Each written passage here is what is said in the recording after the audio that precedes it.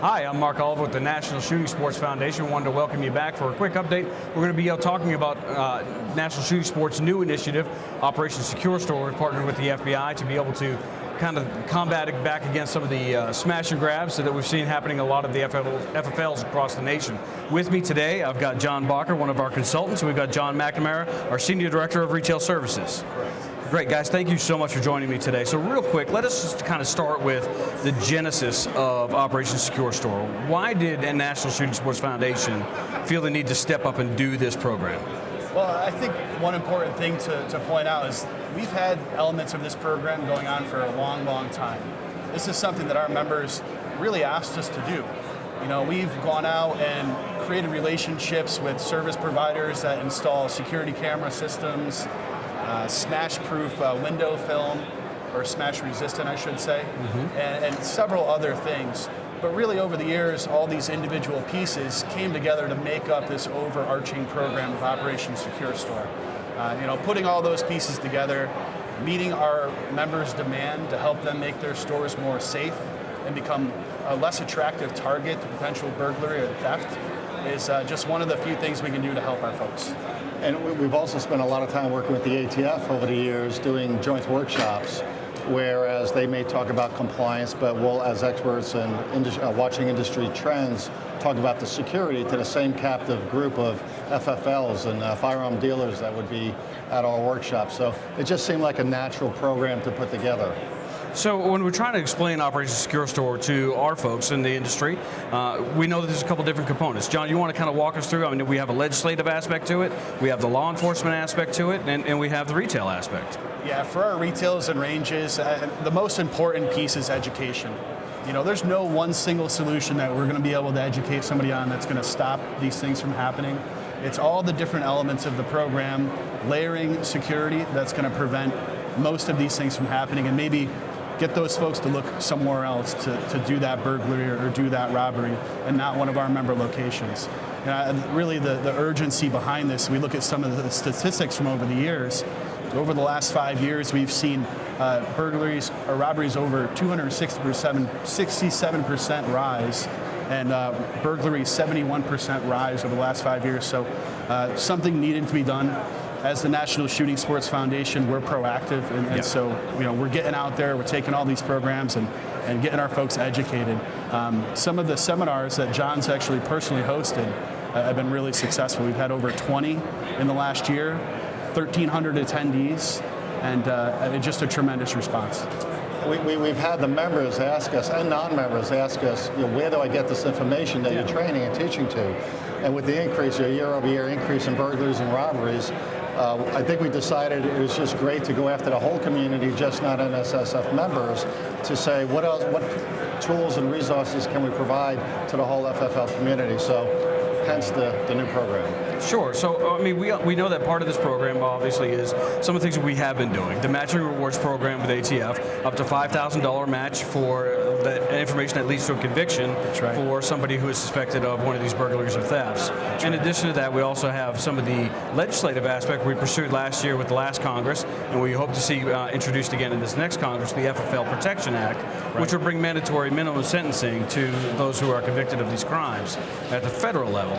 But again, we're talking about the retailer aspect. So when we're reaching out to our members and to our non-members, what are we telling them why this is worth making this investment, why it's those who may live in a community that says it's a safe community, I've lived here my whole life, we've never had an issue with this, what are we trying to talk to them about? Yeah, I think the ATF took a grandstand just over a year ago with FFL Alert, where they are advising local FFLs of burglaries that occur in the area. But as we watch it, we realized we were doing the same thing with our members, but the outreach program had to be more concrete, more foundational.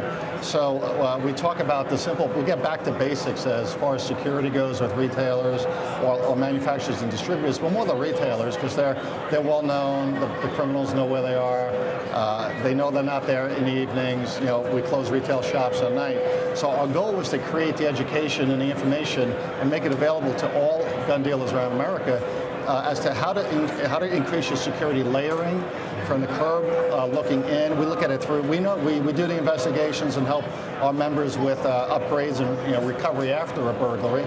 So we spend a lot of time deciding, creating a tool that lets the owner see it through a criminal's eyes and then through our eyes. So because we see the current trends, it's not what it was 10 years ago.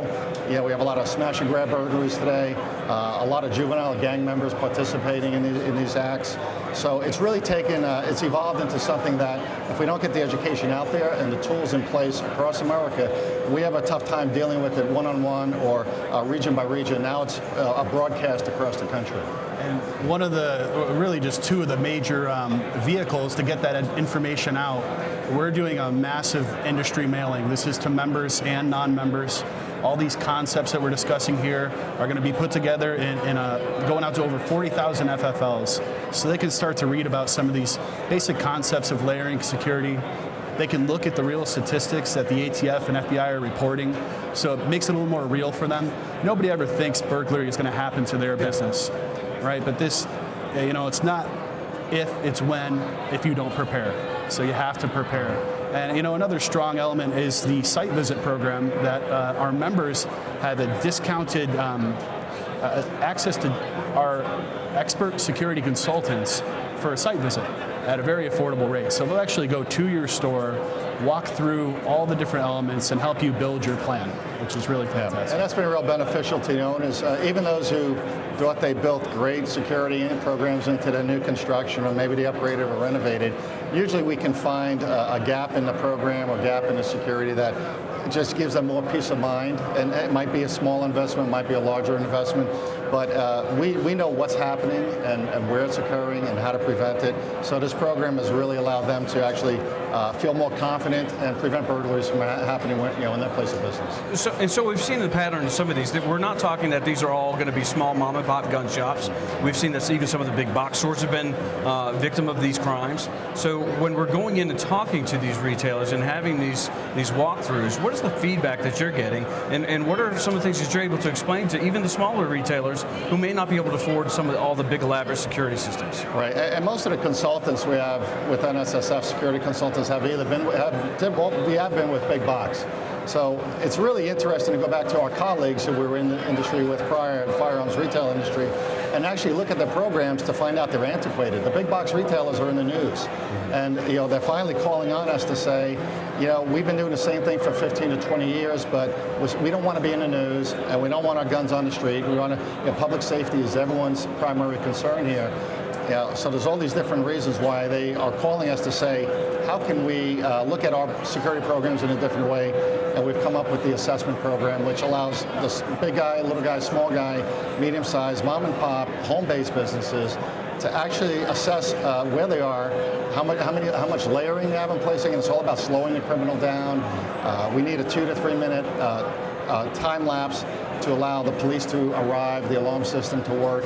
So we look at all these different pieces that fit into the program and advise the retailer, the FFL, as to where they need to upgrade or where they have gaps in the process. It's been very enlightening. Like I said, even the veterans in the business have thanked us and are scheduling us back this year to come and look at the rest of the chain or the rest of the stores.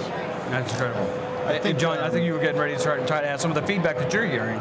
Yeah, I think one of the best places we're getting feedback, unfortunately, is in our recovery response. Yeah. So our team does a really fantastic job of tracking these stories. And when a member or non-member is affected by a burglary or robbery, we actually reach out right away, like that day, to see how we can help, to see what happened, to learn some of the trends, and help them with that recovery process. And we know the ATF is also quick to respond, to get out on site and help them start counting that inventory. But I mean, some of the things that we learn just from our recovery reach out, it helps us build better plans to help our members, and it helps that person get back on their feet and secure their store quickly. Because once they're hit once, somebody may think that that's a soft target and go back. So it's really critical that we get them strengthened up and start adding those layers. And we see a trend in that recently with reoccurrence within even the same week. Mm-hmm. So it's all of these programs that we've developed over the years, kind of ad hoc, are just being pulled together under Operation Secure Store. So last question.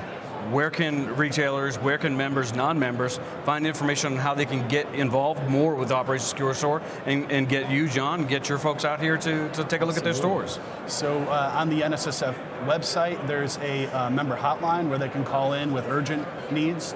The best place for them to go to start right away is operationssecurestore.org.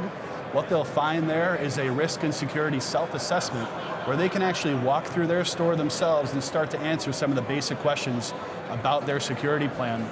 And with those answers, they can reach out to our team to actually really develop that layered plan that they need. So operationssecurestore.org is where they need to start. Great. John, thank you so much. John, we appreciate you taking the time. We appreciate you tuning in, and we hope that you reach out to us at operationssecurestore.org. Thank you so much. Enjoy your SHOT Show. Make sure you stay safe and good business. Thank you. Thanks, Mark.